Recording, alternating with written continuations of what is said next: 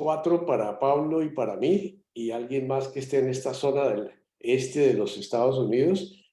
Vamos a comenzar nuestra sesión de hoy, y con permiso los pongo a todos en silencio. Y lo que básicamente quería era darles una bienvenida a todos, a sus esposas, sus familiares, los amigos invitados a esta sesión. Eh, Vamos hoy a tener, por sugerencia de nuestro compañero y amigo Luis Alberto Restrepo, tenemos como invitado a Pablo Ramírez, sobrino de Socorro, la esposa de Luis Alberto, quien nos acompaña también hoy.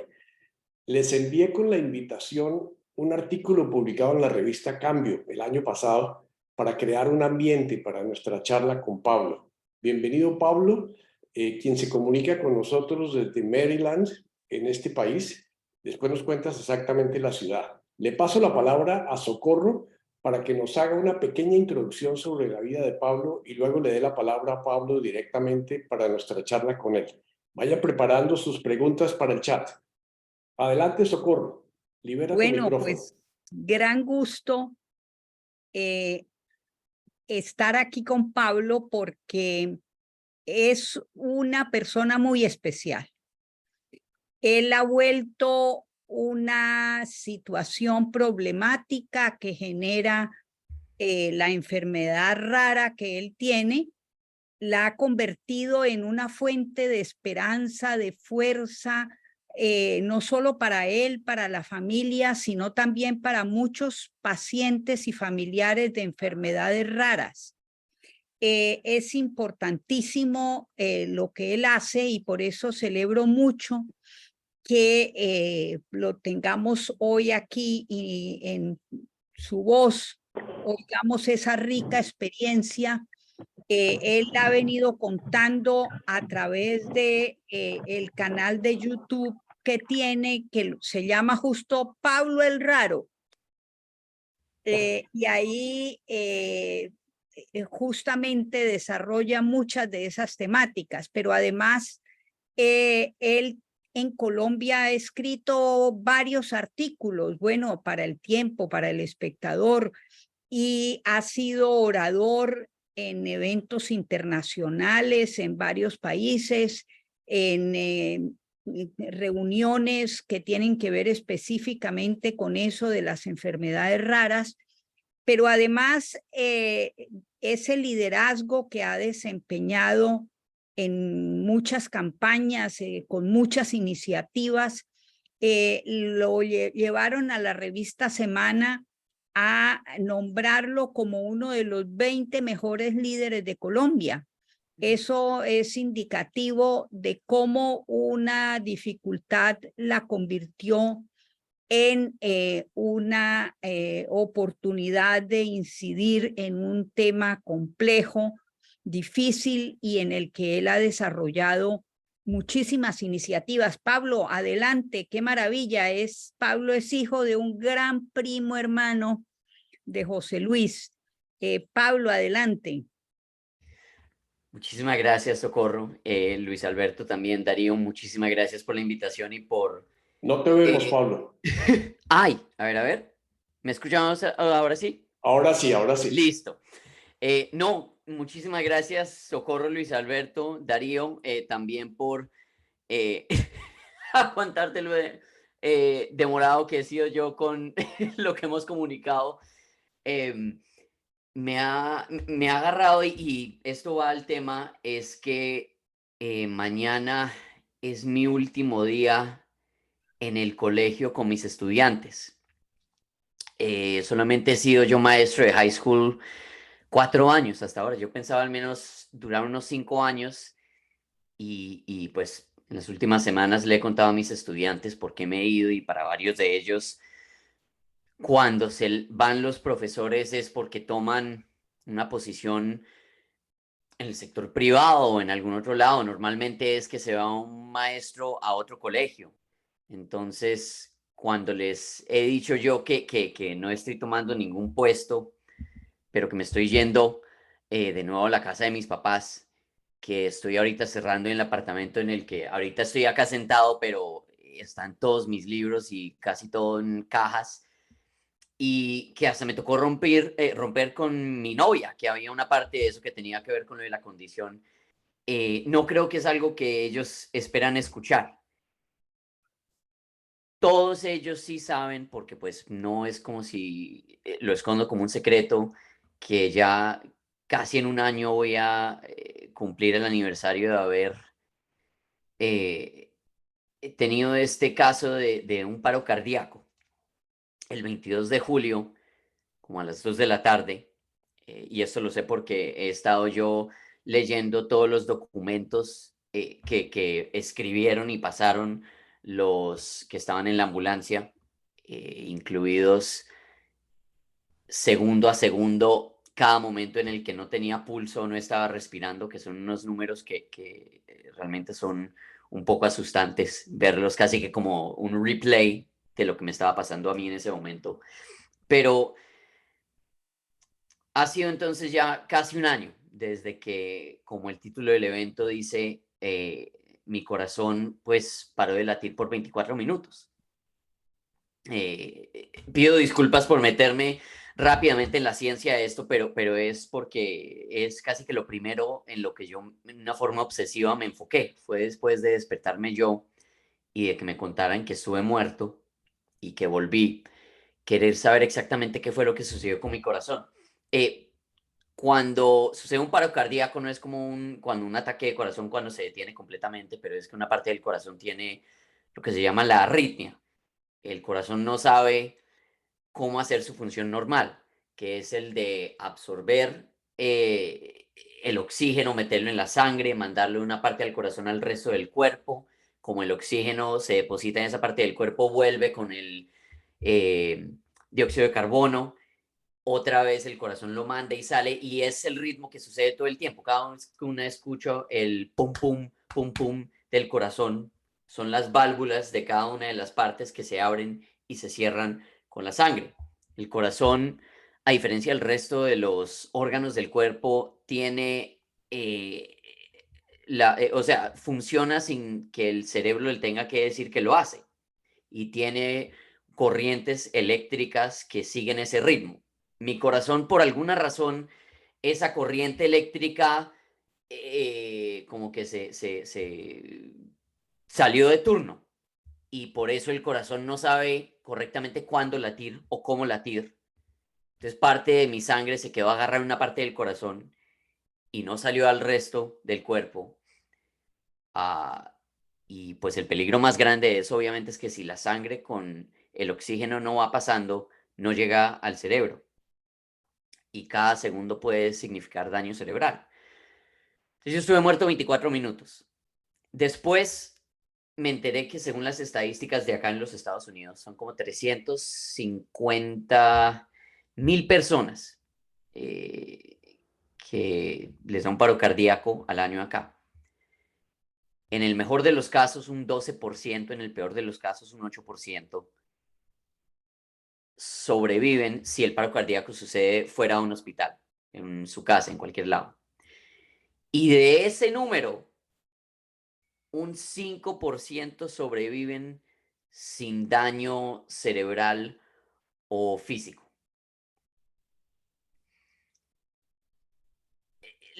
Escribí el artículo y sí salió de mi corazón, pero recientemente me he dado cuenta que no he querido realmente pensar en lo que implica haber sobrevivido de esa forma. Y lo voy a explicar un poco más a fondo porque suena raro. Hay una frase de Séneca que decía que cualquier cosa que pueda suceder en cualquier momento puede suceder hoy. Y varias personas dicen que yo mi vida, como el resumen que dio Socorro, es sobre vivir intensamente. Yo en mi gorro de grabación puse el vivir para contarle a Gabriel García Márquez.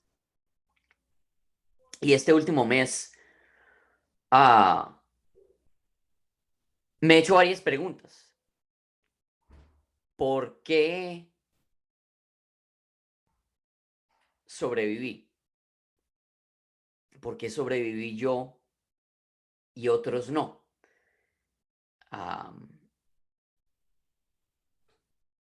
Y me queda esa duda, ¿no? O sea, todo lo que yo he hecho en mi vida, como dijeron, mejor de los 20 mejores líderes de Colombia del 2018, o sea, habiendo podido competir internacionalmente, nacionalmente en temas de oratoria, haber escrito ya 2 novelas, un montón de cuentos cortos, artículos, tener un canal de YouTube, hacer una colaboración con el Museo del Oro, por haber construido una cosa de la balsa muisca del Lego. O sea, es realmente una vida que en 27 años, pucha, o sea, es que fue bastante. Y me he quedado yo con la pregunta, entonces, ¿por qué me dieron a mí una segunda oportunidad? Cuando otras personas que no han logrado tanto en la vida sí se lo merecen más. Y tanto de estas preguntas se ha enfocado en algo en lo que me he vuelto yo también casi obsesivo, que es en el hecho de que yo estuve muerto, que suena obvio, ¿no? Esa es la idea de un paro cardíaco, esa es la idea de los 20 y pico de minutos que estuve muerto, pero no es enfocarse en el hecho de que estoy vivo. Eso me absuelve a mí de pensar de que por 24 minutos yo fui un cadáver, de que por 24 minutos yo hice aquello que todos esperan que nos va a suceder un día, que es el no estar vivo. Pero la diferencia es que 24 minutos después, otra vez volví yo a la vida. Entonces me he hecho la pregunta de si eso quiere decir que yo soy una segunda persona ahora. Porque si la definición de una persona es vivir y morir, y he vuelto yo, ¿qué significa eso? ¿Puedo yo cargar todo lo que aprendí en esa vida pasada mía? ¿Puedo yo seguir viviendo con los errores que cometí o puedo hacer como si soy un tabula rasa y empezar desde cero? Como la frase del rey Claudio en el Hamlet, que no me acuerdo en español cómo es y quiero poder hacer una traducción de Hamlet, pero es cuando hizo May one be pardoned and retain the offense. O sea, uno lo pueden perdonar si aún carga aquello que hizo. Y todas estas preguntas, hace un mes me tocó retirarme 2 semanas del colegio por temas médicos. Y estuve escribiendo casi que una mezcla de un testimonio de mi vida, pero haciéndome esas preguntas de todo lo que yo he hecho en mi vida, ¿por qué recibí yo más tiempo? ¿Por qué me salvé yo de la forma que me salvé? ¿Por qué no salí yo con algún daño? Una parte grande de esto es que desde chiquitico yo a los 3 años no debería haber sobrevivido, más allá de eso. Hay una estadística muy alta de pacientes con enfermedades raras que no viven más allá de los 5 años. Y toda la familia y un montón de gente que me conoce dice que es un milagro, que Dios me tiene como mensajero con alguna misión. Y es como un estigma que siempre ha estado ahí encima, que se vuelve casi que un feedback loop, ¿no? Porque entonces me volví yo actor de niño chiquito y me enfoqué yo en ayudar a los pobres en Venezuela cuando yo vivía allá desde el 2000 al 2009. Vengo acá a los Estados Unidos y estuve en el gobierno estudiantil, estuve en modelo de Naciones Unidas, estuve en el mundo de speech and debate, luego en la universidad competí de la forma que competí, pero estuve también en el gobierno estudiantil de la universidad como Secretary of Diversity. Luego, pues mi maestría como maestro, pero también entonces el premio este de mejores líderes, la colaboración con el Museo del Oro, el canal de YouTube, los artículos, las novelas. Entonces, no es como si no le he sacado provecho a la vida. Entonces, estas últimas semanas me he hecho esas preguntas más que lo que quería pensarlo este último año entero. Y el martes que viene es el último día de colegio como tal. Cierro mi aula de clase, todo vuelve a mi casa y dejo de ser maestro porque casi que va a ser un periodo de sabático en la casa de mis papás. Rompí con mi novia de 2 años, estoy cerrando ese apartamento y voy a estar yo otra vez encerrado con mis pensamientos y por primera vez en mi vida sin poder correr de las implicaciones de todo ello.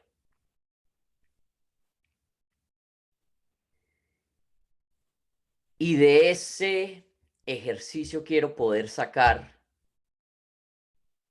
si partimos de la base que en efecto tengo una segunda vida, realmente sacarle el provecho a esa segunda vida también. Escribir más, a crear más contenido de YouTube, de podcasts, lo que sea, poder involucrarme más directamente con las otras comunidades de enfermedades raras en Colombia.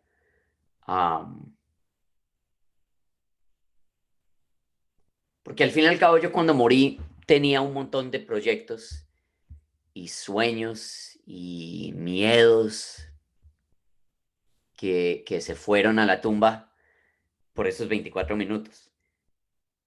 Pero ahora queda una segunda oportunidad para poder actuar.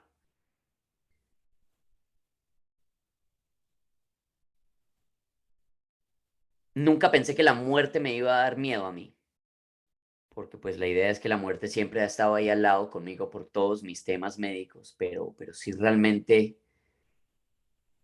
me he dado cuenta del miedo que me produjo morir habiendo dejado tantas cosas sin hacer.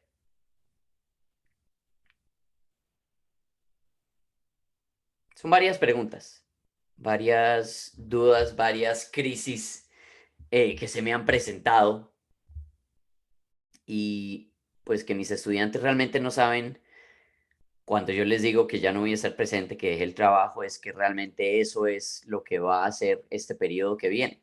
Es el forzarme a sentarme y hacerme estas preguntas. Y como lo he hecho toda la vida con la escritura, responderlas de esa forma. A mí me fascina y lo leo demasiado una confesión de Leo Tolstoy y es el modelo perfecto de esas dudas y cómo responderlas y qué hacer con la vida de uno. Porque yo viví 27 años con el vivir para contarla, vivir intensamente, esperando el día que iba a morir y ahora tengo una vida de nuevo.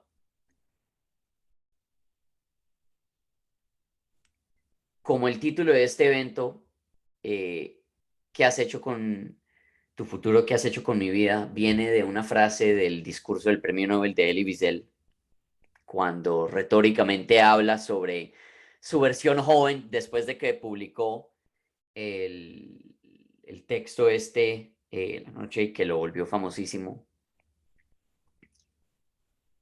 Y más me hago yo esa pregunta porque no sé cuál va a ser mi versión vieja.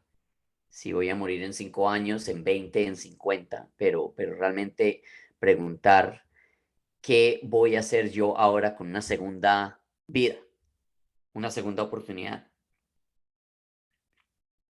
Y no sé la respuesta a esa pregunta, pero sí creo que al llegar a esa respuesta va a ser algo que me va a afectar profundamente y que si vale la pena difundirlo, poder hacerlo, ya sea a través de las novelas, los artículos, los libros, el contenido, mi testimonio de vida, quién sabe, pero hay una segunda oportunidad y no a todos les llega. Toca sacarle ventaja.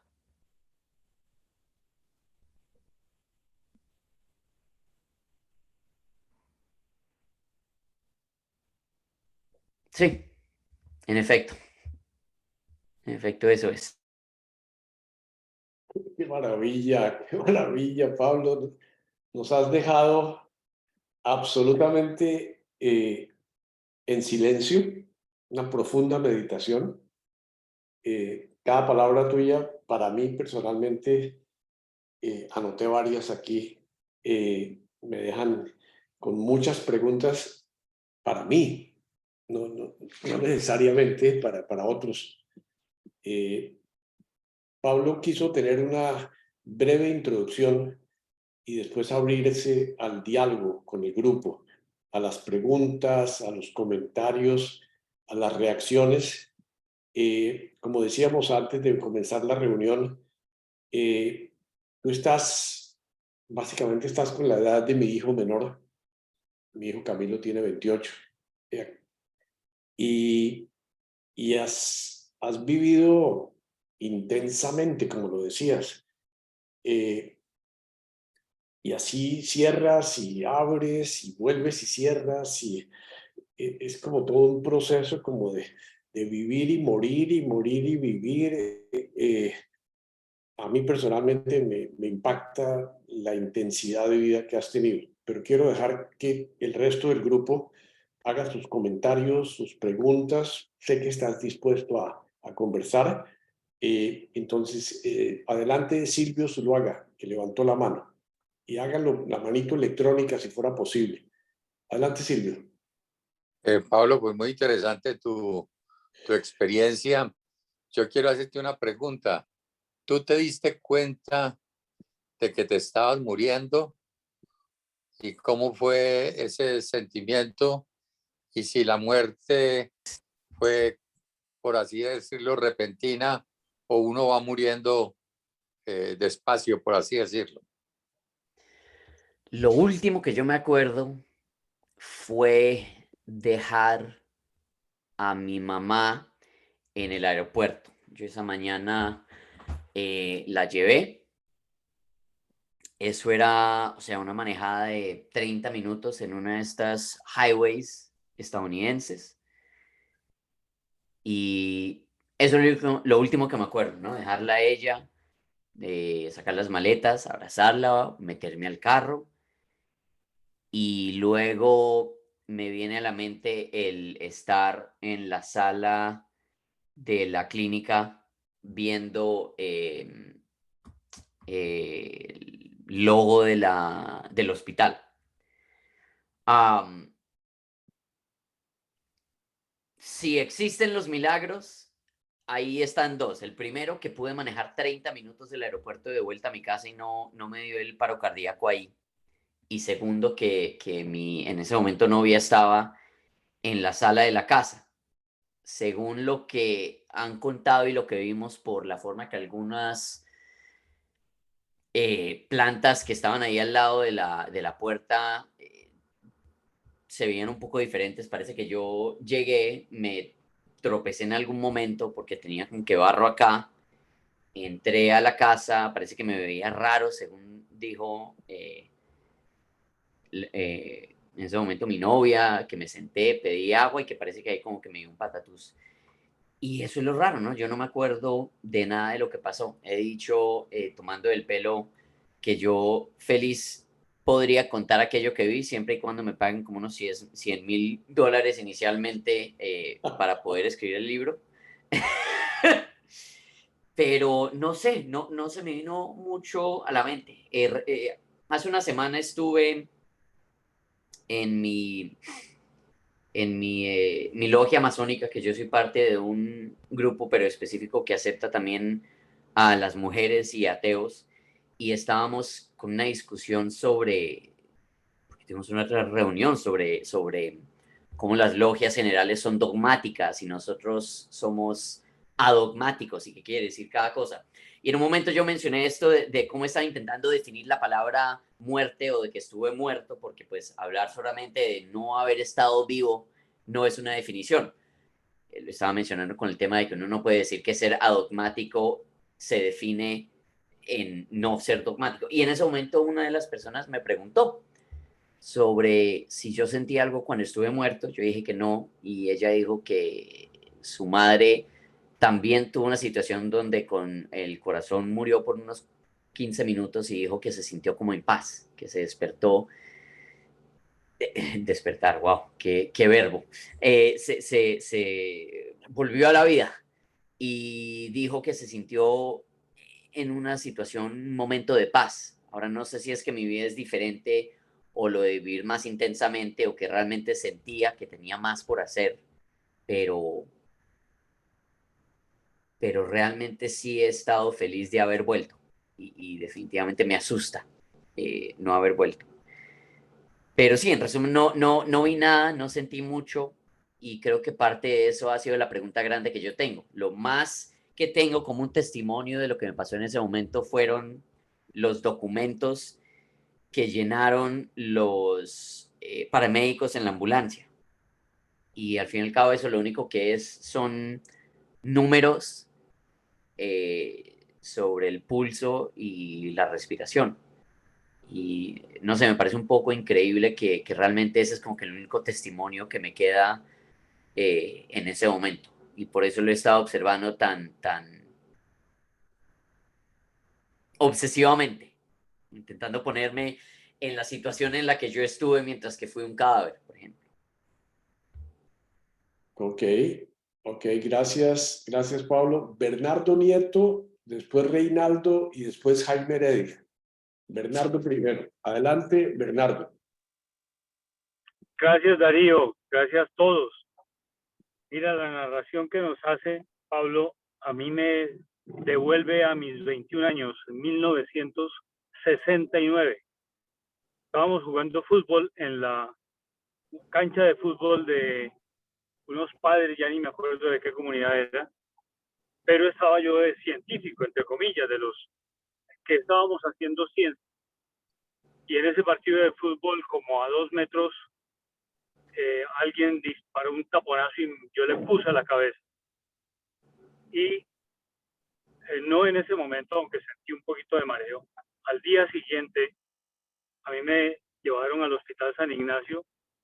Mis compañeros, Bernardo Botero, Silvio Cajiao, el padre Luis Carlos Herrera y Hernán Alberto González. Yo me desperté en el Hospital San Ignacio, rodeado del padre provincial Fernando Londoño, mi papá y mi mamá y mis hermanos, y yo no sabía qué me había pasado. Eso que narra Pablo a mí me ha sucedido 3 veces, pero no por paro cardíaco, sino porque convulsioné. Ese balonazo en la cabeza me dejó, entre comillas, mi carajadita. La descubrieron en 1969, una pequeña lesión cerebral, y durante 7 años fui tratado con anticonvulsivos. Después, en Alemania, cuando me fui a estudiar allá, los alemanes muy juiciosos me hicieron nuevos chequeos y me dijeron que no tenía nada en el cerebro, ni siquiera cerebro. Mentiras. Es decir, que la lesión había desaparecido. Sin embargo, mucho más adelante, ya en mi vida profesional, estando en RCN, después de un largo viaje en el que no dormí muy bien, al regresar a Bogotá, me volví a dormir y volví a convulsionar. Y tampoco me acuerdo, yo no sentí nada, me desconecté completamente. Para mí, yo creo que la muerte va a ser eso. El no darse cuenta, uno más, el no tener conciencia, el no saber qué le pasó a uno. Y yo me volví a despertar rodeado de médicos en la Chayo, de Miriam que estaba a mi lado, y fuera. Pero yo no he sentido ningún dolor. Lo que yo he sentido es un enorme agradecimiento por estar vivo. Y eso para mí es el mejor resumen de lo que Pablo llama, si existen los milagros, ahí está uno, el que yo pude manejar sin que me diera el paro cardíaco. Estamos en un momento en el que la vida es un azar, no sabemos en qué momento nos vamos a ir y ojalá sea así sin que nos demos cuenta. Gracias, Bernardo. Gracias por tu testimonio. Muy bueno, muy bueno. Reinaldo Pareja y después Jaime Heredia. Adelante, Reinaldo, libera tu micrófono. Gracias especialmente a Pablo porque se requiere mucho coraje, confianza, sentimiento de tener algo que contar que vale la pena, porque exponerse como te has expuesto no es fácil. Eso sí, damos un aplauso a todos, muy agradecidos. Quiero hacer un comentario, un ofrecimiento y una pregunta. El comentario es que algo parecido a lo que narraba Bernardo me pasó a mí. Yo tengo una operación de corazón abierto en donde me tuvieron que reemplazar la válvula del lado de la mitral y reparar la otra, porque la mitad estaba despedazada y la otra estaba afectada. Eso me agarró, a mí el ataque me agarró, por así, la situación en Colombia, estando viviendo fuera, sin seguro médico. Ustedes saben, pues, que una operación de corazón abierto en Colombia sin seguro médico es una quiebra económica completa y total. Yo no tenía nada. El conseguir ese seguro médico en menos de 2 meses y medio es paso a paso un milagro detrás de otro. Y me pongo muy emocional, no importa. Pero fueron 6 milagros, uno detrás de otro, que no hay explicación, sino para la pregunta que tú te haces. ¿Por qué me salvé? Entonces, quisiera compartir contigo algo que no hace mucho, hace unos 2 o 3 años, me llevó las reflexiones sobre esa misma experiencia a escribir un libro. Lo escribí primero en inglés y después en español. En el inglés se llama After Now, What Comes Next. Si te gusta leer en inglés o prefieres en español, me avisas y te lo comparto con mayor gusto. Pero al escribir ese libro, realmente lo que me impactó fue el capítulo 3 en donde se llama Experiencias cercanas de la muerte, Near Death Experiences, que me imagino que habrás oído hablar alguna vez de eso. Vale. En esa investigación que hice, breve pero muy intensa, me encontré con un señor, un doctor, llamado, un segundito, el doctor Van Lommel, que había vivido muchos casos de muerte que supuestamente habían recuperado la vida de pacientes suyos. Y se puso seriamente a estudiar y recopiló más de 2.500 casos documentados, así como tú nos has dicho, datos científicos tras datos científicos tras datos científicos para que no hubiese duda de que clínicamente cada uno de ellos, como tú, habían muerto. Después, la mejor recopilación que se ha hecho se llama The Handbook of Near Death Experiences, 30 Years of Investigation, una antología publicada en el 2009. Y trae la recopilación de 3.500 sujetos que informaron haber tenido una experiencia cercana a la muerte. Estos dieron para la producción de unos 600 artículos académicos. Lo interesante es lo que saca después el resumen hecho de los estudios de este handbook, de cuáles fueron las experiencias variadas que cada uno de estos sujetos tuvo, en donde ellos sí tuvieron recolección de algo que pudieron testimoniar, ver, oír, experimentar y narrar cuando volvieron a este estado de vida nueva. Y entonces la invitación es, si no conoces ese estudio o si no, si me permites, te mando el libro y te puede ayudar porque lo que estás preguntándote es lo que precisamente todos estos, o la mayoría, los que más se han destacado, se han preguntado, ¿por qué he sido regalado por esta oportunidad? Hay el caso de una señora hindú, yo no sé si has oído hablar de ella, Anita Moorjani, ¿no? Lo más espectacular de Anita Moorjani es que clínicamente murió 30 horas. Eso es un viaje muy largo para experimentar mucho. Ahí lo tengo narrado la narración de ella en el libro, que te la ofrezco con mayor gusto. 30 horas totalmente clínicamente muerta porque estaba invadida, absolutamente invadida por todos lados de cáncer, al punto que el cáncer le eliminó todas las funciones. la narración que ella hace de lo que experimentó, de lo que vio, de lo que oyó, mientras estaban tratando de resucitarla, absolutamente impresionante, porque el nivel de detalle es imposible decirlo sin haberlo sido testigo de que estaba ocurriendo como una experiencia fuera del cuerpo. Que se haya dado cuenta de lo que estaban escuchando en otro cuarto los médicos respecto de la condición de ella haya escuchado lo que estaban diciendo y que escuchó que no había nada que hacer. Ya implica una capacidad de localización múltiple en ese estado de no estar restringido por el espacio y tiempo del cuerpo. Extraordinario, ese es un impresionante y lo pongo ahí en el libro porque me parece que es una de las mejores expresiones, narraciones de por qué, cómo y cuándo es que uno se da cuenta de que está haciendo la transición. Tú no tuviste esa experiencia porque no todos tienen que tener esa misma experiencia, es obvio. En 3.500 casos hay mucha variación.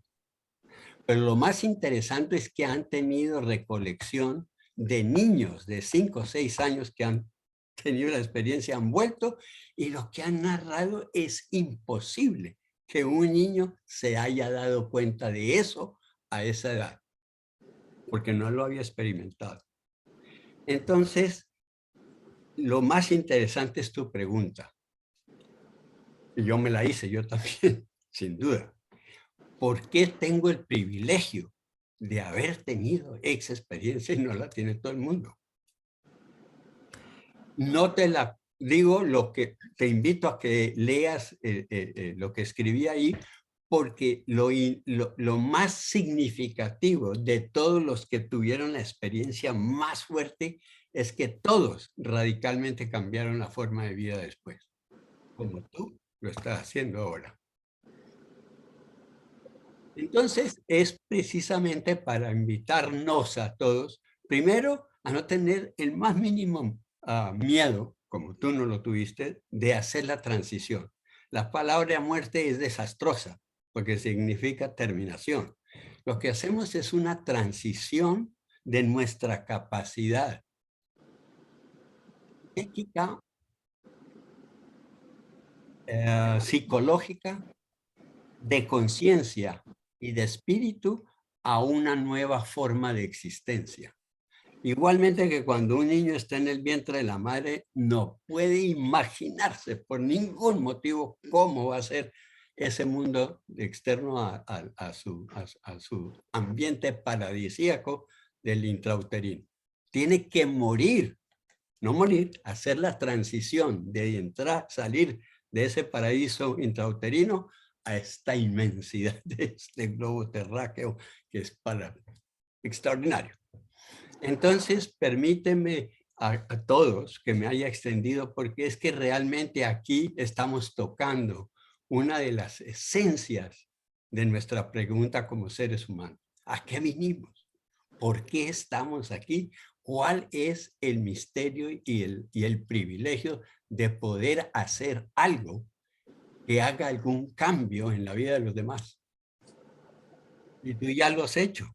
El estar con nosotros aquí, estás cambiando nuestra vida. Gracias, Reinaldo. Muy lindo. Darío, si me mandas el correo Lo electrónico, tenemos, te lo mandaré, sí. permiso tuyo, Listo. te envío el libro. Gracias, Reinaldo. Muchas gracias. Muy buena Perdón. intervención. Jaime Heredia, adelante, Jaime. Libera tu micrófono, Jaime. Gracias, Darío. Pablo, mucho gusto. Yo creo que mi comunicación con ustedes en este momento es principalmente de algunas preguntas. La pregunta inicial que yo quería hacer, parcialmente la respondió Reinaldo, y más que parcialmente, muy generalmente refiriéndose a otros casos. Mi pregunta es directamente a ti, Pablo. ¿Qué te comentaron los médicos que trataron tu caso, sobre tu caso? Pues Según lo que sabemos, no estamos 100% seguros de qué lo pudo haber causado. Nosotros teníamos el miedo de que fue por no tomarme todas mis medicinas de la forma que debía ser, que implicaría tener niveles de calcio, potasio tan bajos que puedan tener un efecto negativo. Son esos los elementos que le dicen al corazón y a la función eléctrica que funcione de la forma que lo hace.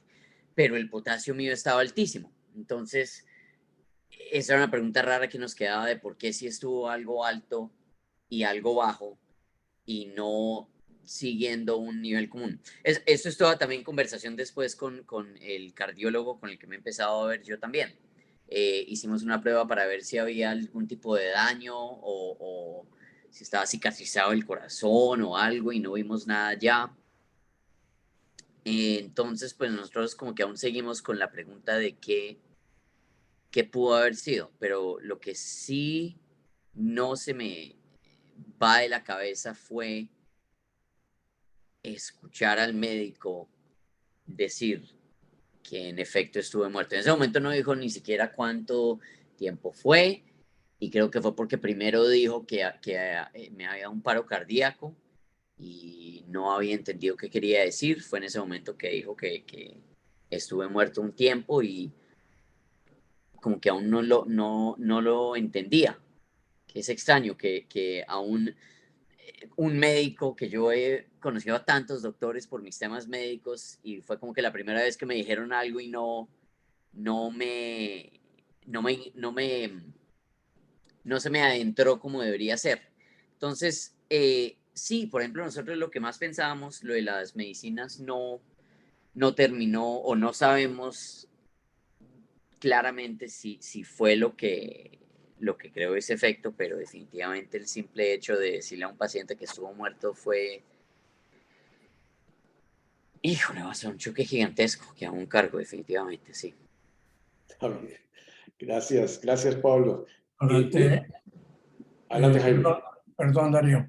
Sí. Otra pregunta. Mientras hemos estado escuchándote y escuchando ahora a Reinaldo, yo me estaba haciendo la pregunta.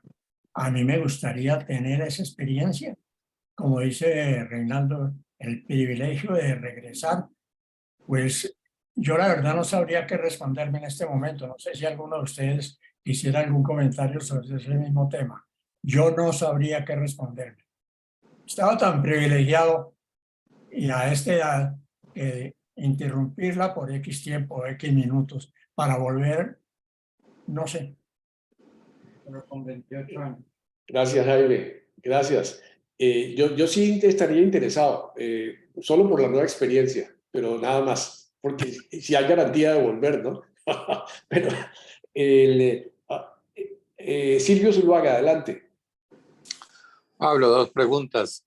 La primera, ¿tú puedes elaborar un poco más en por qué has tenido una segunda oportunidad? Y la segunda pregunta es, ¿por qué dejaste de enseñar? ¿Cuáles fueron las razones? Si se puede compartir. Sí, yo creo que la primera pregunta de por qué se me dio una segunda oportunidad, hay algunas respuestas que se me vienen a la mente, algunas posibles pasos por los cuales proseguir en términos de un argumento, que puede ser que aún tengo más por compartir, que puede ser que tenga algo nuevo que compartir, que pueda ser este tercero, no sé qué tanto sea el por fin no tener que vivir por otros, pero por mí mismo, que no sé qué tan posible es eso porque yo soy tan intenso con todo lo que hago que sigo produciendo y creando y hablando. Entonces, no sé si es que esta oportunidad, por ejemplo, me da a mí un pedigrí que tal vez no tenía antes, que la gente no entiende mucho que es una enfermedad rara, que alguien que no sea colombiano puede no entender qué quiere decir un premio, por ejemplo, de la revista Semana o que sube en un escenario con Carlos Vives, o qué es el Museo de Oro en Bogotá y cómo es que está involucrado el Lego. Entonces, no sé si se puede usar o capitalizar, que suena un poco feo, pero pues es algo que sí se puede hacer, ¿no? Decir, tuve un paro cardíaco, acá está mi testimonio y puedo usarlo como una plataforma para seguir con las cosas que a mí me gustan hacer. El advocacy por la gente con enfermedades raras, poder hablar sobre los jóvenes en los Estados Unidos y en otros lados. Yo creo que por ahí va la respuesta de la pregunta, porque pues si no va a cambiar mi forma de ser en términos de la forma que yo produzco cosas, y esto puede ser algo que me eleve a otro nivel, puedo tomarle yo ventaja a eso.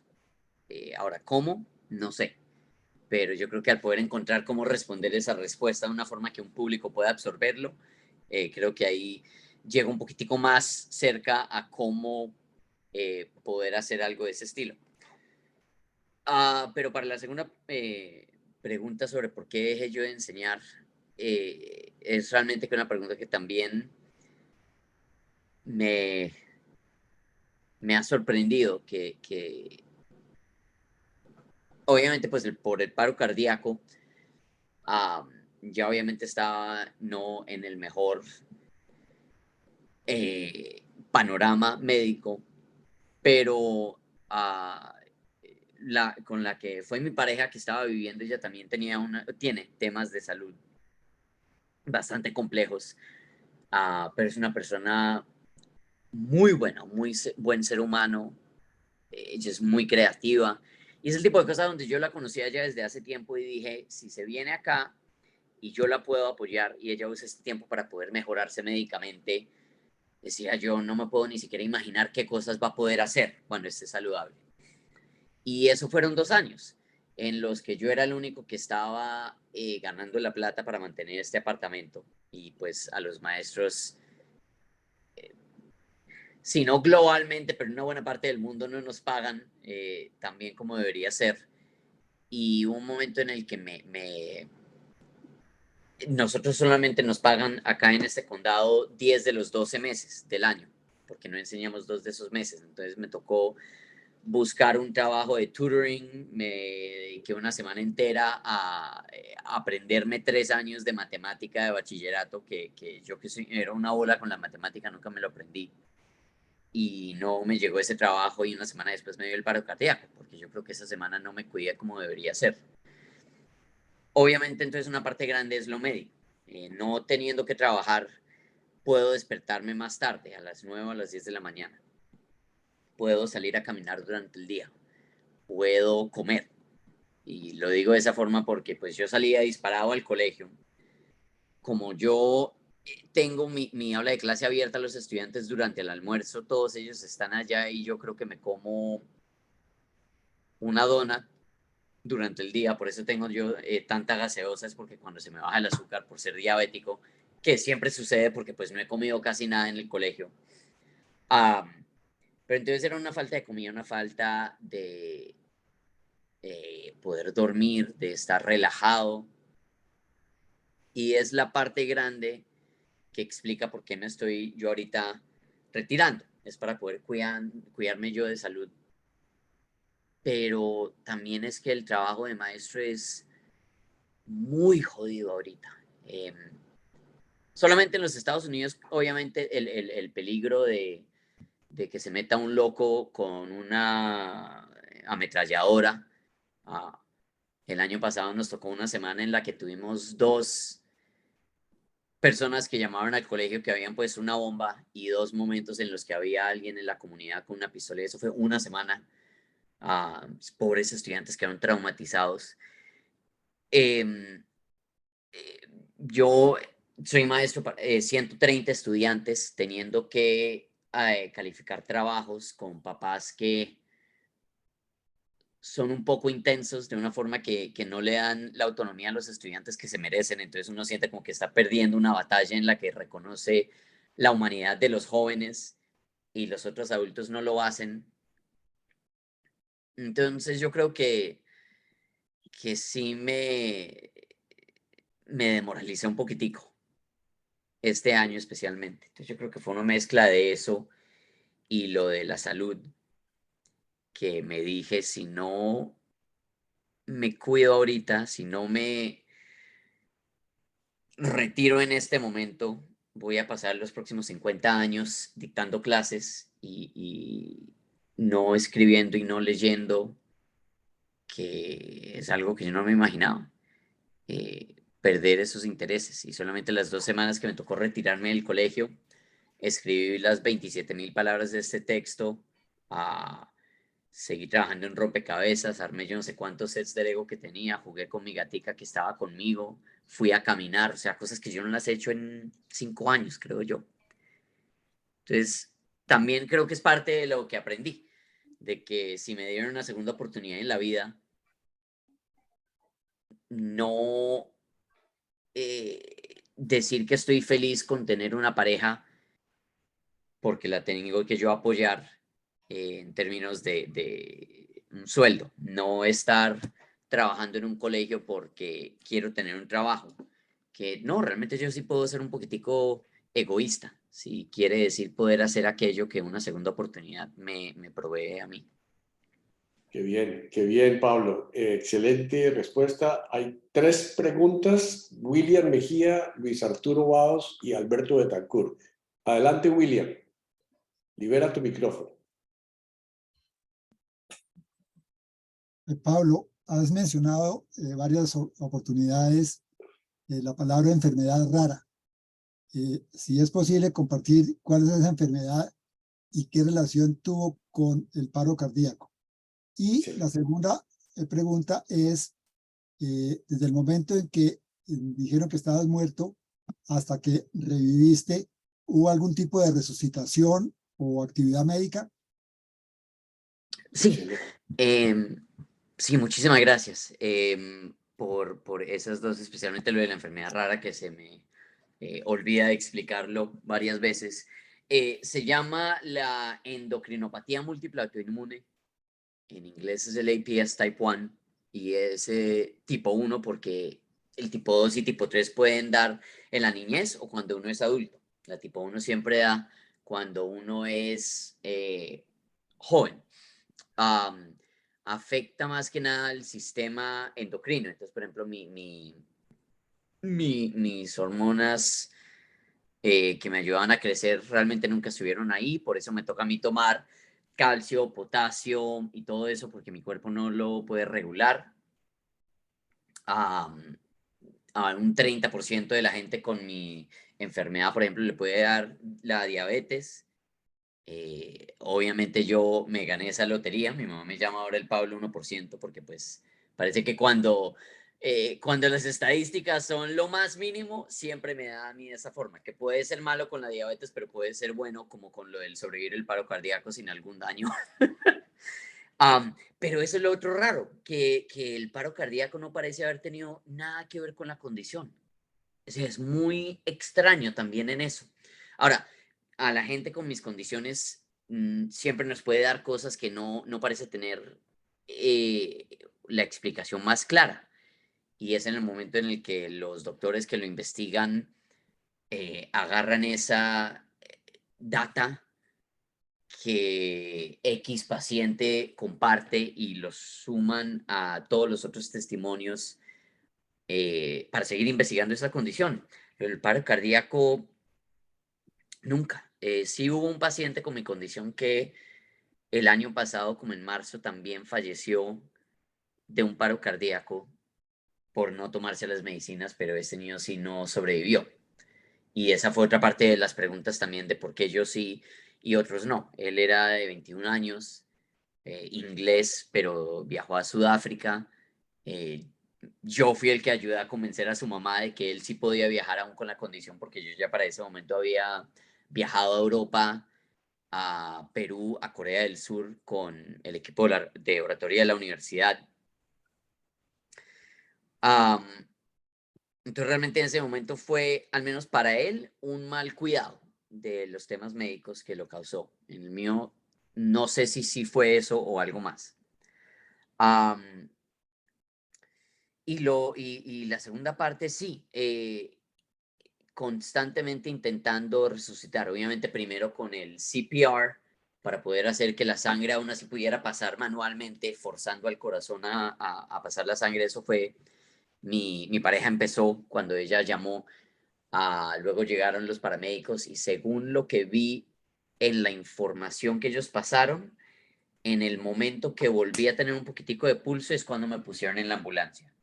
Ahí otra vez me perdieron y es cuando ahí sí agarran para poder defibrilarme o como sea que se llame, pero luego esa fue entonces la próxima parte y ya ahí sí cuando ven que estoy otra vez respirando, teniendo pulso, es cuando preparan, por ejemplo, para entubarme, para ponerme otras cosas, pero sí, entonces empezó con el CPR. Está el momento en el que parece que vuelven algunas funciones, me meten en la ambulancia, otra vez me pierden y es en el camino ese que logran al final sí resucitarme de verdad, con el corazón pudiendo otra vez volver al ritmo normal. Perfecto. Luis Arturo Baos, adelante. Buenas tardes.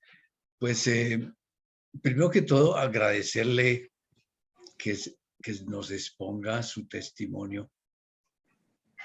Pero lo que yo veo ahí es que así como a ti te ha pasado en forma intensa esos llamados a cambiar una y otra y otra y otra vez, y siempre tienes una oportunidad y parece que vas a necesitar más porque en tus reflexiones pareces que vas a seguir haciendo lo mismo, pero más intensamente.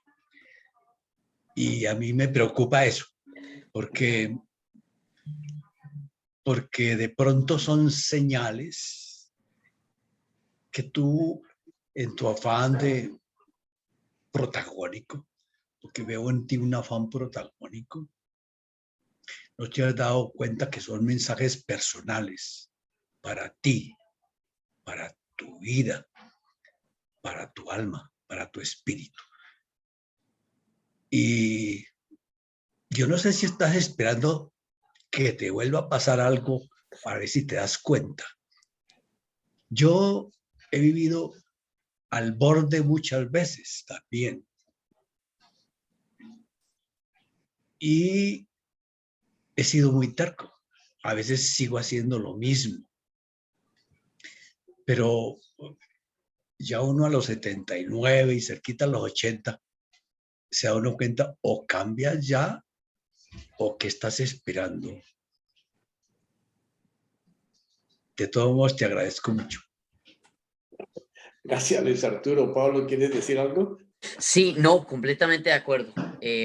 Y especialmente el cambio más grande, al menos hasta ahora que ha llegado, fue con el tema, especialmente el médico. Yo me acuerdo a los 21, no, ni siquiera 21, a los 18 y 19, me interesé mucho en el aspecto humano de aquellos que hemos tenido condiciones crónicas o raras desde la juventud. Y una cosa, por ejemplo, grande que me enteré yo es que la forma que los adolescentes con condiciones crónicas se revelan es no cuidándose, no tomándose las medicinas, dejándolas en un closet, que fue exactamente lo que me pasó a mí. Entonces, primero ver esto en la investigación me preocupó mucho, pensar que es tan común que esa es la forma que nosotros nos habíamos revelado. Y estando con esta persona, esta pareja, estando en un trabajo de verdad, entre comillas, porque como yo nunca pedía ayuda o apoyo en el colegio, en la universidad o en el trabajo, porque pues yo quería vivir una vida normal. En cada momento estaba yo cuidando de otros y no cuidándome a mí mismo. Hasta el punto que hasta mi endocrinóloga, que me conoce casi que personalmente, me conoce todo a mí, dijo en un momento que ella sabía que yo me mataba por mis estudiantes. Fue ella la que inicialmente hace un año dijo que yo no debería volver al trabajo, que debería pedirlo el disability, también yo, pues por terco, pero por miedo dije que esta pareja me tocaba apoyarla. Otra vez yo pensando que debía yo ser el que cargaba todo ese peso. Ha sido algo interesante hablarlo recientemente con mi psiquiatra sobre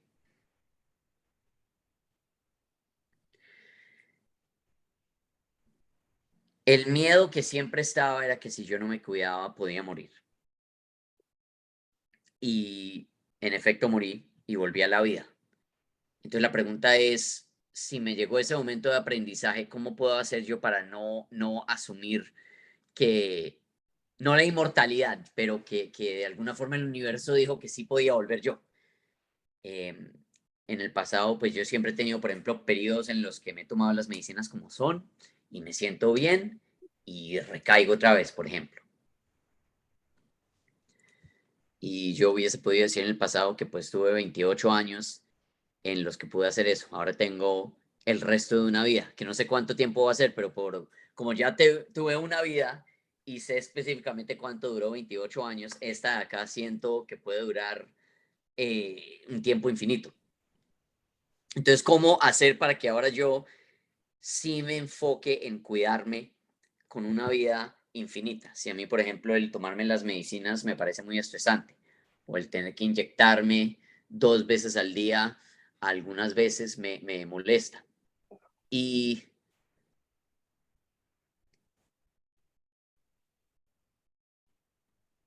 es otra parte grande. Yo creo que también volviendo a lo que dijiste, Luis Arturo, de dar el ejemplo para la gente, que yo me desgasté a mí mismo esos 28 años trabajando por los otros.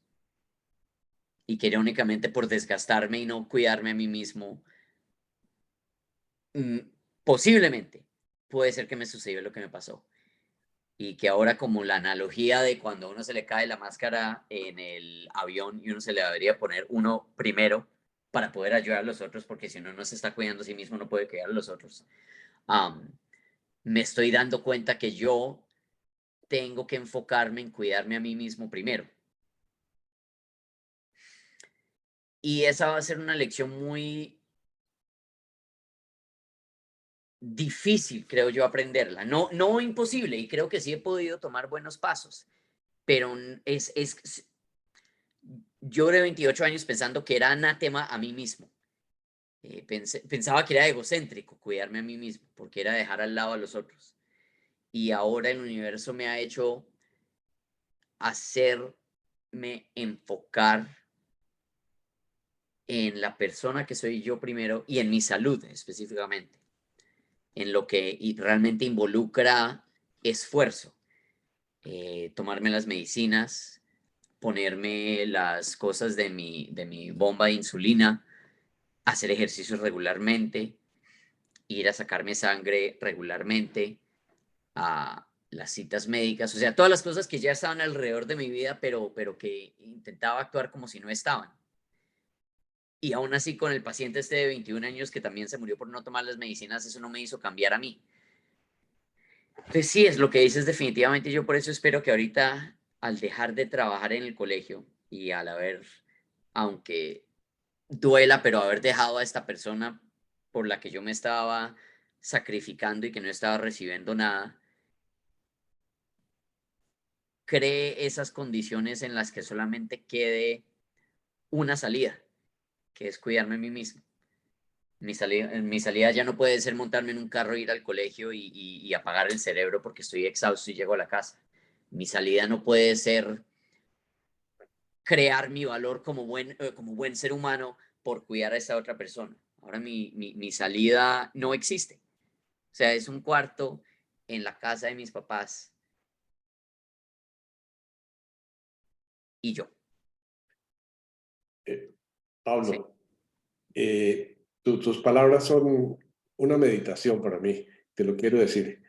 Y lo que estás diciendo, de alguna manera, me hace pensar en la vida de todos nosotros, pero particularmente en la mía, el proceso de cuándo decir para, basta, y ahora voy a dejar lo que me apasiona, tú eres un líder nato, Eres un individuo que ha proyectado su personalidad y lo has demostrado una y otra y otra y otra vez, y oratoria y muchachos, y te comprendo porque es algo que muchos de nosotros hemos estado apasionados, y inclusive con el trabajo. Es decir, decirle no a una carrera profesional cuando tú sientes que puedes seguir y puedes seguir dando al máximo, pero llega un momento en que la salud empieza a cobrarte y empiezas a fallar, y llega un momento en que tienes que decir, no, puedo seguir mis pasiones, pero primero está mi salud porque quiero mantenerme. Yo creo que has hecho la reflexión perfecta. Tus palabras para mí son una meditación de lo que uno debe hacer en el momento exacto. Y creo que has tenido la capacidad de reflexionar, pero lo dijiste, no voy a parar de escribir, no voy a parar de hablar, no voy a parar de proyectarme. Te digo una cosa muy breve de mí. Hace 4 años, tengo 78, voy para 79. A los 74, la gente se preguntaba, ¿qué carajos sigue trabajando usted?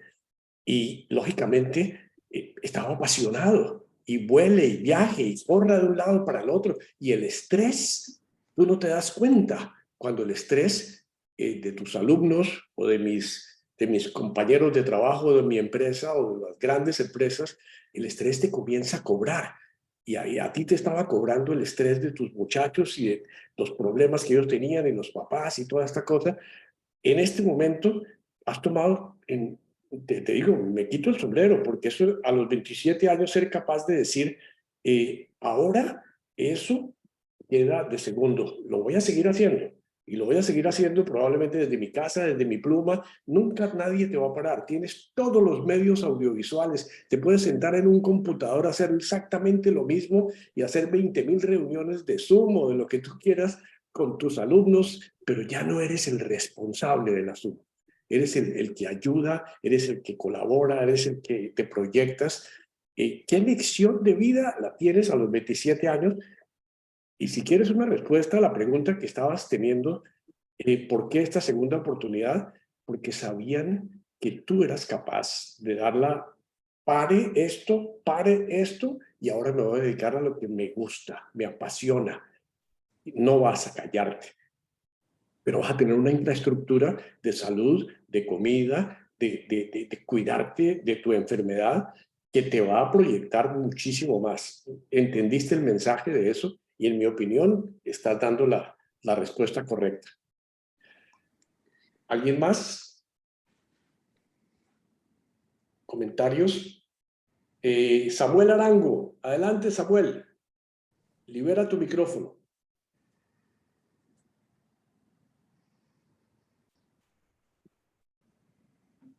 ¿Aló, me estás oyendo? Ahora sí, Samuel. Adelante, Samuel. Bueno, primero que todo, un abrazo a todos, un saludo. Este tema da para que cada uno de nosotros escriba un libro, y un libro aportante, un libro que vale la pena, porque todos tenemos experiencias distintas frente a la muerte y frente a la vida. Vivir es mortal, pero morir es vital. Esas son dos etapas que uno tiene. La hermana muerte siempre está al lado de nosotros. Ella nunca desaparece de ahí. Al maestro Einstein, que algunos de ustedes conocen, le preguntaron una vez, maestro, ¿usted cuántos años tiene? Y él dijo, por ahí 15. Pero maestro, usted parece de tener más años. Ah, es que eso ya no los tengo. Esa respuesta es muy inteligente, pero después de unas grandes experiencias que él tuvo, de todas maneras las matemáticas para mí, que las odio, son filosofía. Es pura lógica. La lógica matemática es pura filosofía.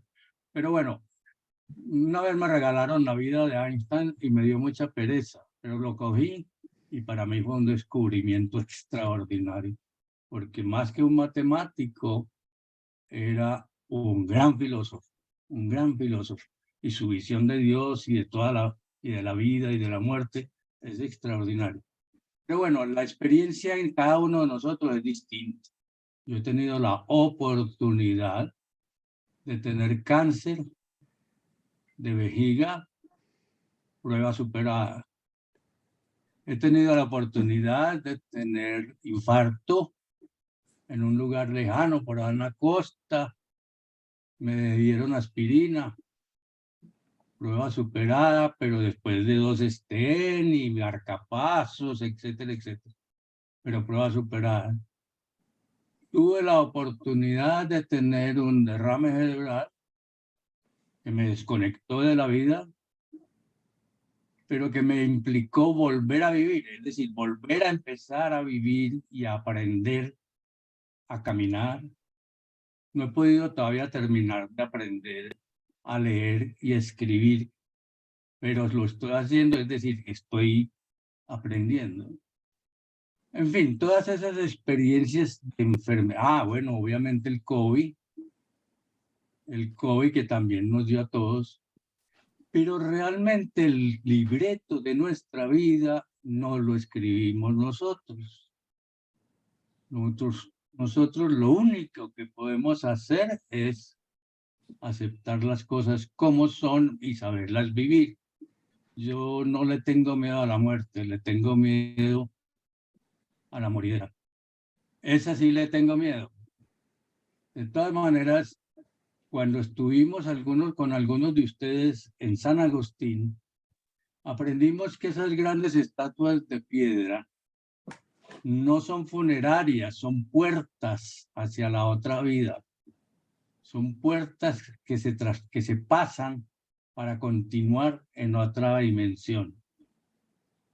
Los indígenas, entre otras cosas, nos enseñan mucho. Ahora, a raíz de los 4 niños perdidos en la selva, que a mí me hicieron llorar, recé mucho por ellos, porque me acordaba de mis hijos, de mis nietos, etcétera, etcétera. Ellos también tienen esas experiencias y nos enseñan muchísimo sobre la vida y sobre la muerte. Basta con averiguar quién era Dovaibe o Yaragarí en la cultura emberá, Catia, para uno aprender de la vida y de la muerte. Y termino con un chiste, pero es que casi que la muerte se convierte en un chiste si no se aprende a asumir. Y es que un gatico que tenía 16 vidas, lo mató una 4x4. Excelente ese, Samuel. Maravilloso. La lógica matemática, ¿no es cierto? Qué bien, Samuel. ¿Alguien más quiere hacer un comentario, pregunta para Pablo? A ver, no veo ninguna mano levantada. Pablo, ¿quieres hacer algún comentario de lo que has oído? Sí.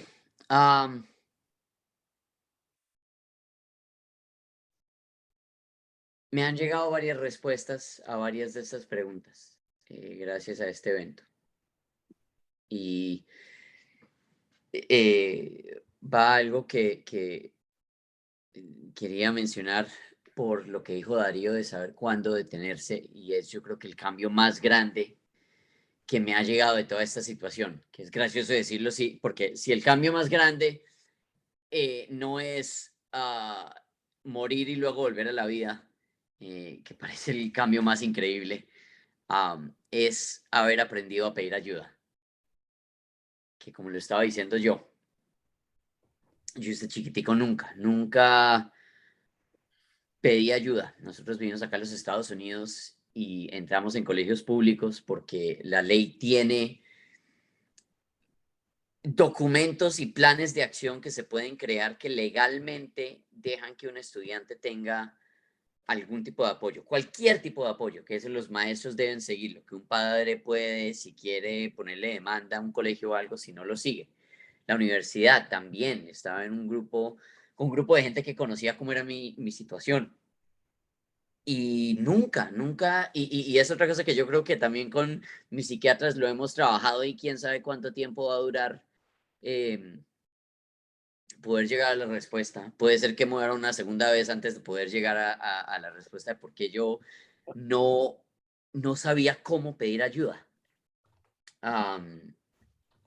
O no sé si es que no sabía, o si no confiaba, si pensaba que de alguna forma la misión de vivir intensamente o del testimonio de mi vida debía venir solamente del lado mío, ¿no? Como que uno es el ejemplo ideal y que si uno es el ejemplo ideal debe ser que una persona con una condición puede hacer todo lo que quiera. Y es muy extraño también la vulnerabilidad, porque pues yo tengo este canal de YouTube, escribo artículos donde digo todo tipo de cosas, pero en este texto que estoy escribiendo recientemente también me hice la pregunta de cuánto he sido yo vulnerable de verdad. O sea, cuánto he escrito yo estas cosas porque sé que retóricamente suena de una forma bella o porque sé que va a hacer que alguien suelte la lágrima o los haga cambiar. Pero realmente, o sea, ¿cuándo he sido yo verdaderamente vulnerable? Y no sé si lo he sido porque siempre ha sido la vulnerabilidad en frente de un público y nunca cara a cara, nunca pedir ayuda. Y esa es tal vez la lección que más me ha tomado tiempo internalizarla. Ah, o sea, es extraño que más que aceptar mis limitaciones, que es la segunda lección que también me está tomando tiempo hacerlo, pero tal vez la diferencia es que ese es un mensaje que siempre lo escuchaba yo, tal vez no le ponía atención, pero menos atención le ponía a la gente que me estaba intentando dar esos comentarios. Y esa es la gente que me estaba intentando ayudar. Y la pregunta entonces que me queda ahora es,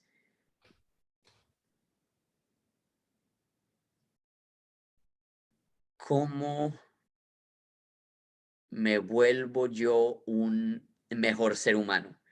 Que es también otra pregunta que yo me he hecho, no moralmente, pero casi que objetivamente, como si uno fuese una máquina. Yo no soy bueno quedándome conectado con la gente, no soy tan, como dije, abierto con otras personas. Tal vez esa es parte de la segunda oportunidad. ¿Cómo aprendo yo a pedir ayuda? ¿Cómo sigo aprendiendo a ser un mejor ser humano? Qué Y maravilla. creo que por eso este evento me ha ayudado también bastante, porque realmente todos los que están acá son el ejemplo de la misma forma que los estudiantes, cuando yo les dije que me iba a ir por los temas de salud, todos ellos dijeron que aunque les dolía, entendían. Y yo creo que eso fue lo que más me chocó.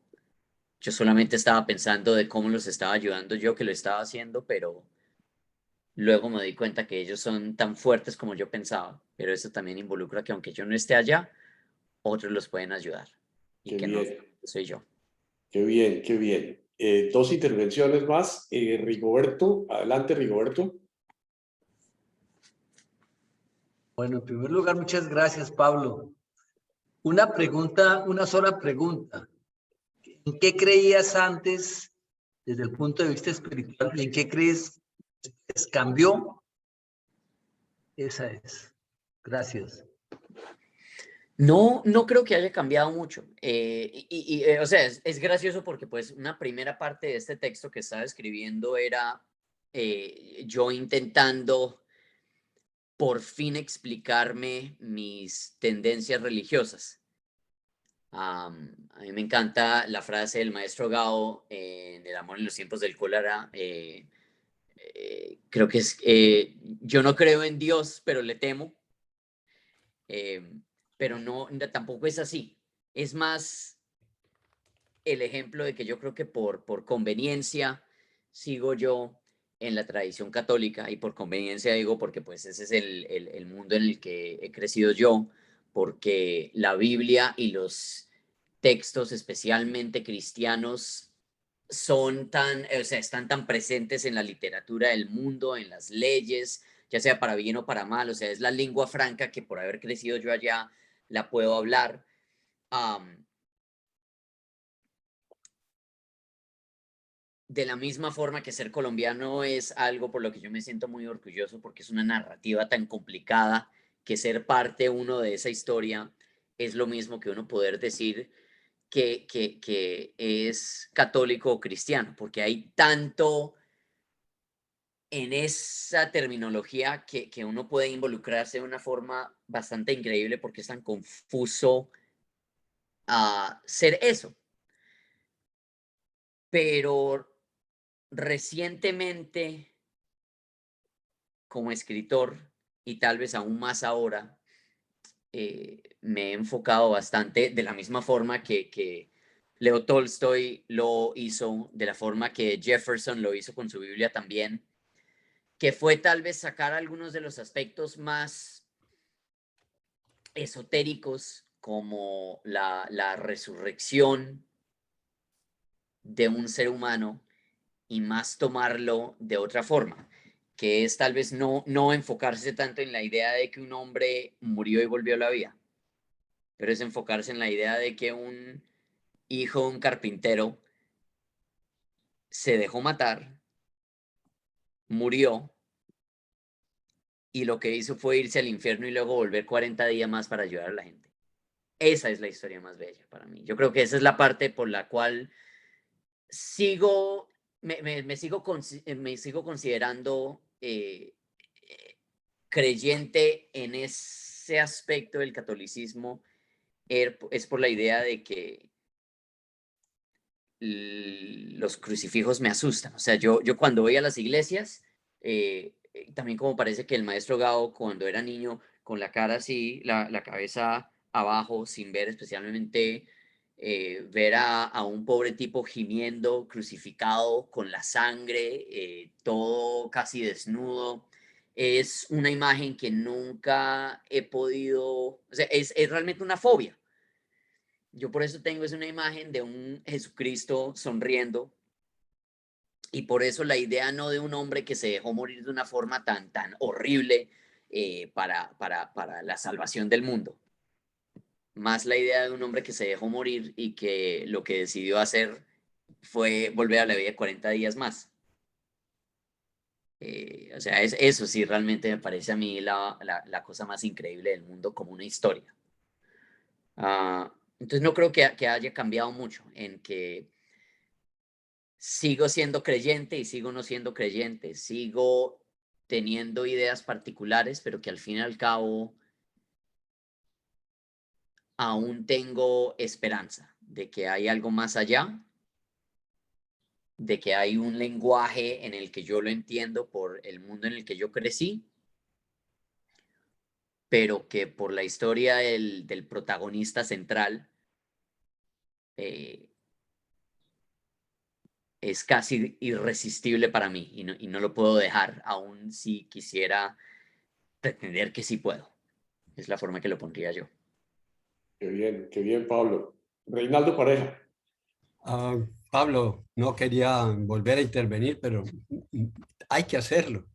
Yo creo que todo este camino que has compartido con nosotros es el anticipo de un Pablo gigantesco que vamos a ver resucitar. Así es de que agárralo con toda la emoción y con todo lo que has aprendido de esta experiencia, porque para mí lo más claro de tu experiencia, y simplemente lo comparto porque así lo veo, es que tú has cruzado el umbral de una nueva etapa de crecimiento espiritual. Entonces mi invitación es: abre el corazón y la mente, porque te van a llegar absolutamente luces nuevas que te van a hacer un gigante del espíritu. Gracias, Reinaldo. Qué lindo, qué lindo. Bueno, creo que hemos tenido una tarde de meditación espectacular. Gracias, Pablo. De verdad, en nombre de todo el grupo, nos has hecho reflexionar. Veo los rostros de todo el mundo así, para adentro, para afuera. Hay un aplauso virtual que está aquí. Socorro, Luis Alberto, ¿quisieran decir alguna cosa para despedir la intervención de Pablo? Bienvenidos. Pablo, realmente nos has llenado. Socorro, ¿quisieras decir algo? No, agradecerles a ustedes la oportunidad de haber estimulado esa rica lectura que Pablo hace y recuento de su capacidad de construir una vida a partir de momentos y circunstancias difíciles, pero también de esa capacidad tan impresionante de aprender a definir dónde, cuándo, cómo decide, cómo pide ayuda, cómo aprender a pedir ayuda, a ser, como acaba de decir, un mejor ser humano. Yo creo que hemos tenido una reflexión muy inspiradora y las preguntas me parece que han estimulado y ayudado a profundizar. Muchas gracias a Pablo y muchas gracias a ustedes. Gracias, Socorro. Muchas gracias. Gracias a todos. Si hay alguien que quisiera decir algo más, ahí veo una manito levantada. Jorge Humberto, nuestro amigo. Luis Alberto quiere decir algo también. Luis Alberto, adelante, Luis Alberto. Libera tu micrófono, Luis Alberto.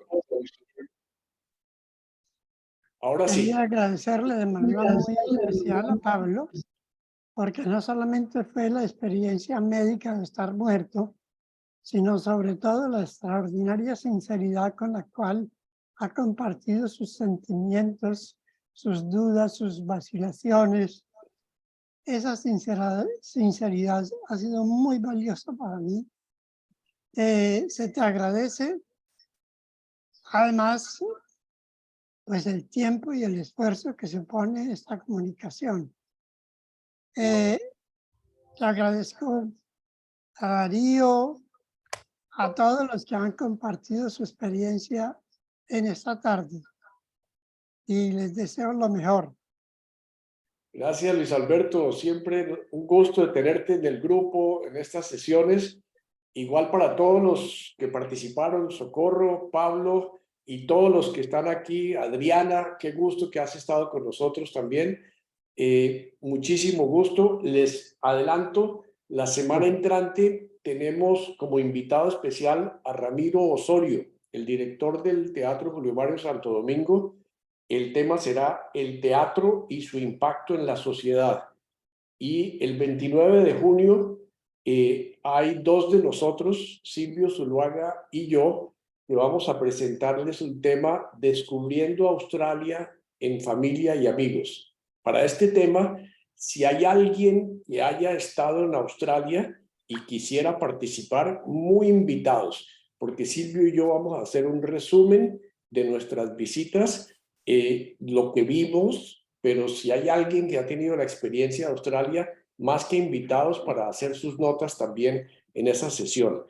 Uno de los anfitriones que estuvo conmigo en Australia en marzo, me ha prometido que va a estar también desde Australia, mi amigo Gonzalo Bernal y su esposa, y ellos van a escuchar nuestra presentación y van a hacer comentarios al final de ella. De manera que muchas gracias a todos. Darío, Jorge Humberto iba a hablar. Jorge Humberto, discúlpame. Adelante, Jorge Humberto. Jorge Humberto fue nuestro invitado especial para la sesión sobre la música. Adelante, Jorge Humberto, libera tu micrófono.